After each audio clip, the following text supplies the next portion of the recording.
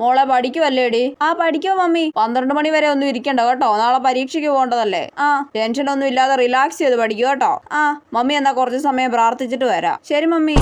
ദൈവമേ, എന്റെ കൊച്ചു നാളെ +2 പരീക്ഷ എഴുതാൻ പോവാണേ. അവൾക്ക് ഇഷ്ടമല്ലാത്ത വിഷയമായ സയൻസ് അവളെ കൊണ്ട് ഞങ്ങൾ നിർബന്ധിച്ചെടുപ്പിച്ചതാണ്. കോഴ്സ് എടുത്ത് കഴിഞ്ഞപ്പോഴാണ് ഞങ്ങൾ അറിഞ്ഞത് ഇവളൊരു മണ്ടിക്കൊച്ചാണെന്ന്. അതുകൊണ്ട് ഇപ്പൊ എന്റെ കൊച്ചു പരീക്ഷയുടെ തലേന്ന് പഠിക്കാൻ പാടുപെടുവാണേ. അവൾക്ക് നല്ലോണം പഠിക്കാനും അവൾ പഠിക്കുന്നതൊക്കെ പരീക്ഷയ്ക്ക് എഴുതാനും സാധിക്കണമേ. അവളൊരു മണ്ടിക്കൊച്ചായതുകൊണ്ട് പഠിച്ചൊന്നും പരീക്ഷയ്ക്ക് എഴുതാൻ ഒരു സാധ്യതയുമില്ല. ക്വസ്റ്റ്യൻ വായിച്ചാൽ പോലും മനസ്സിലാവാത്ത ഒരു കൊച്ചാണ് അവള്. അതുകൊണ്ട് അവളെ പരീക്ഷയ്ക്ക് സഹായിക്കാൻ കൂടെ നല്ല പഠിക്കുന്ന ഏതെങ്കിലും കൊച്ചുങ്ങളെ ഇരുത്തണേ. ഇനി അഥവാ അങ്ങനെ ആരും ഇല്ലെങ്കിൽ അവൾക്ക് ആൻസർ ഒക്കെ പറഞ്ഞു കൊടുത്ത് സഹായിക്കാൻ പറ്റിയ ടീച്ചർ ആയിരിക്കണേ അവളുടെ പരീക്ഷാ ഹാളിൽ ഉണ്ടാവേണ്ടത്. അതും പറ്റത്തില്ലെങ്കിൽ സിലബസിന് പുറത്തുനിന്നുള്ള ചോദ്യങ്ങൾ വന്ന് അവളെ ജയിപ്പിക്കണേ. അവൾക്ക് +1 തീരെ മാർക്കില്ലായിരുന്നു. ഇംപ്രൂവ്മെന്റ് എക്സാം എഴുതിയിട്ടും ആ മണ്ടിക്ക് തീരെ മാർക്കില്ലായിരുന്നു. അതുകൊണ്ട് അവളെ +2 തോൽപ്പിക്കാതെ എങ്ങനെയെങ്കിലും ജയിപ്പിച്ച് വിടണേ.